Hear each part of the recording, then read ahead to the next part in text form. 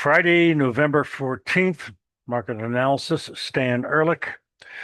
You know, I start out with stock indexes, go to futures, and I have some stocks I'm following. So, very interesting day. We came down very sharply, very early, tested the first support area, which was last Friday's low, generally speaking. Q's got a little bit lower, but still bounced. And came all the way back up to approximately unchanged on the close. And that was in some cases a little higher, well, most cases higher than where they opened, which was a spider in the QQQ. So you actually have a green body. That's not particularly important to me. The fact that the market bounced off the support areas is significant for two reasons. If we close below it, which I think we still are going to do next week, and maybe early, it makes it even more profound of a downside breakout. It's proven today that there's a lot of buying down there because of the amount of rebound. But the overall picture, since we have had two bearish engulfing ER sell signals on the exact high 2 days, October 29th, October 30th, those are still in effect. And the rally is over, in my opinion. And yesterday was pretty much the evidence of it. And today, I didn't expect it to happen so soon, but we tested the support area. Now, remember, if we close below last Friday's lows, we're going to challenge pretty darn quickly October 10th lows. And if that gives way, which I think is extremely likely, we could have a lot more bearish activity for weeks or even longer than that to come. I'm not saying bear market, but a sizable correction in a longer term bull market at this particular point. All right, let's take a closer look here. Very close to the support. Net is not quite flat. That's a little better. So, okay. Super close. Bounced back, closed around unchanged, closed over approximately the same closing prices. It's done 4 times before. After being quite a bit higher, bounced, higher, bounced, sort of. Not necessarily a bounce today. That could be it. Down we go next week every day. I don't know. Wouldn't be surprised. And now let's look at the, we're looking at 5-minute data. Don't see anything except that broad series of lows here, double bottom, but that's the support area from last Friday. Next, we've got almost a test of the SPY, which you would expect since the lows were made after 6:30 California time, the opening of the traditional time frame, New York markets. And it bounced off of, as you would expect, almost the lows of last Friday. Again, this is the October 10th low. That's the critical one, big red. SPY. Rallied, no new highs. Last time it got up there was a engulfing, barely higher close, I remember. Almost a bearish engulfing ER sell signal. So close. We had others. Here's the 5-minute chart on the SPY. I still think it's Tierra del Fuego coming up. QQQ did break below last Friday's lows by a little bit, but came back up right away. It's kind of like a ping pong ball being pushed underwater and let go. So opened sharply lower, right around the support yellow line, went through it and popped back up for the rest of the day. Closed approximately unchanged, even after it got up into the middle of yesterday's big down day price range. Not good enough, but impressive bounce. It makes the low of today and last Friday extremely important, even more so than before today. Now, here's the 5-minute data. Made slight new lows than 5 days ago. Couldn't keep going. Got pretty oversold on 5-minute RSIs and bounced. But again, the bounce is not that impressive. I'm not turning bullish by any stretch of the imagination at this point. So we have the the NASDAQ NQ broke support, but popped back really nicely. Doesn't change much. 5-minute data. The YM is a different story. It's got a bit of a double top, overbought conditions lately, and other than making new historical highs on the YM, it just plain fell apart pretty good. We didn't quite get down to the lows of last Friday, but not too far from it. And I've got a little short line there. Probably should make it a bit different, but that's okay for the moment. So it didn't quite test last Friday's lows, and it didn't bounce that well either. Closed significantly lower in the middle of today's another big down day range. Here it is. Couldn't come back, making new lows for maybe an hour or something in the last minutes. Next, Russell. We've got new lows and a downside breakout of a small, teeny double top. The downside breakout actually took place a week or so ago.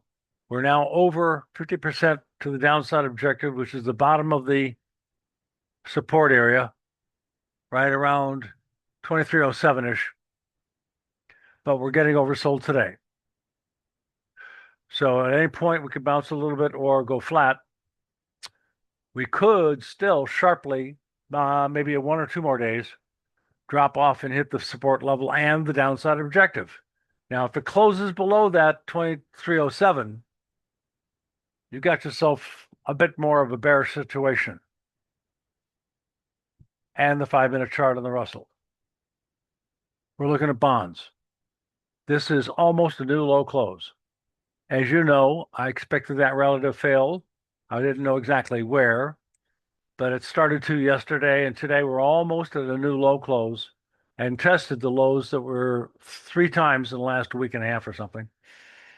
So Monday, lower, I expect, or sometime next week than the last 2 weeks worth of lows on a closing basis. I'm still bearish, looking for the minimum downside objective of 115.24, a little bit below 116, as I've been saying all along. Next level down could be significant, maybe down to 113, although I'm not quite sure that much. Next, notes. Dropped off, also had an outside down day, a bearish engulfing, implying it's going to start dropping more pretty much immediately, Monday, Tuesday, Wednesday, which means we're going to test the lows of a couple of weeks ago, which implies it's also breaking a bull trend line at the same time as probably breaking previous lows, support 2 different kinds. Down you go. There is a breakout to the downside on a double top, and that breakout would be a close below 112.05. If that happens, then you've got a downside objective of 110.12 or lower. Pretty good support there too, besides being the downside objective. Next is crude oil. Back up to resistance. It's stair-stepping its way down, apparently. So you got to be basically mildly bearish, which I am. I am looking for a test of support at 56, and we'll see if that holds. Natural gas starting to come down. It was overbought Wednesday, Thursday, Friday, and today starting to come out of it a little bit. Testing support. I'm looking for the support to get broken and for it to come back down in the ballpark of 3.7. We got overbought up against the resistance area, so I think it's starting to break. Heating oil, overbought, dropped off sharply Wednesday, a little bit Thursday, popped back somewhat today. Still think it's rolling over. That high on Wednesday was extremely close to the high that was way back here on June 23rd. The high, of course, of our bearish engulfing sell signal, which started a bear move, although it wasn't that much of a move down, frankly. Not much, actually. Nevertheless, double top potentials. We'll see if this starts closing below Thursday's close. This week, Thursday's close. then we've got something going on the downside. Next, gold. Overbought, topped out, closed lower yesterday, dropped off pretty sharply today. I think we're going to challenge these recent lows at around 39.20-ish, probably break them. Looking for a move actually down in the ballpark of, I'll say, 35.60, I'll say. Next, silver. Double top potential. Yesterday, poked into new high ground, couldn't stay there, closed very poorly, dropped off a lot more today. Expecting a test of the recent lows of 45.55. And if that's broken, you've got yourself a double top. I'll make the measurement right now. This is the average between the two highs. I'll use that price down to the lowest low, period. Take that measuring stick, if you will, and drop it from the lowest low down, straight down. We've got a downside objective back into support area, a little below the beginning of it, but that's it. I'm looking for 36, let's call it 37 flat. Yep. If we start closing below 45.45. Next chart.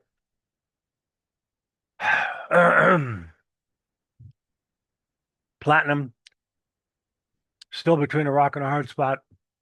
Need a downside breakout, which I think we're going to have below the lows of the last 3 weeks or so. Then we're going to test a bull trend line at another support area at around the same prices, probably early next week. Then we're probably going to come down to the ballpark of 1350. Copper, minor new low, steady close, nothing higher or lower of any consequence. Still think it's going to start slipping again. I expect this little short-term bull trend line over the last couple of month bottom to be broken. If that happens, you've got a downside objective in the ballpark of the collapse low, 4.4. Excuse me. Soybeans. Uh-oh, we have a bearish engulfing ER sell signal in soybeans today. After this market has had a major bullish breakout long term, and when it starts to bump the historical resistance level of lows that were made way back March of 24 and also April of 24, which was a green bullish engulfing. So, what have we got? We've got the beginning of a downside correction. How far will she go? Probably down to at least, well, that's just barely below today's lows. I was going to say 1120, 1119. That doesn't really count much. So the next one down would be a little more plausible, 1092.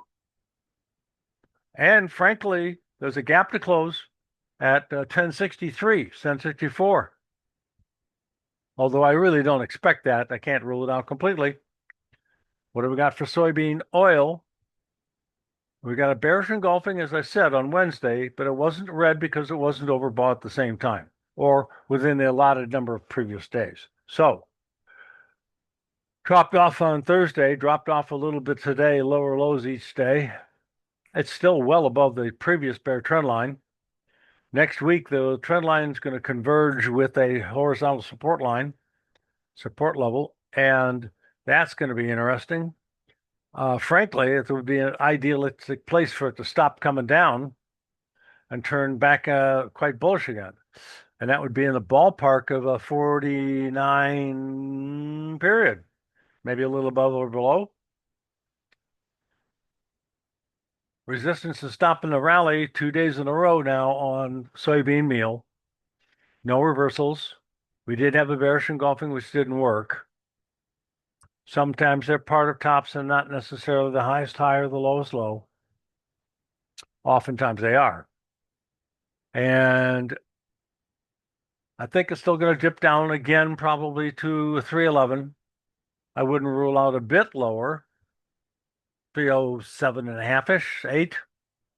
Next, I think the highs are the same for 2 days in a row, 42.75, exactly the same for 2 days in a row. So there's no bearish engulfing, nor was it overbought, but boy, was it close. So this is probably the beginning of a little bit more of a dip. It might ruin my head and shoulder bottom neckline if it closes below 428 and a quarter.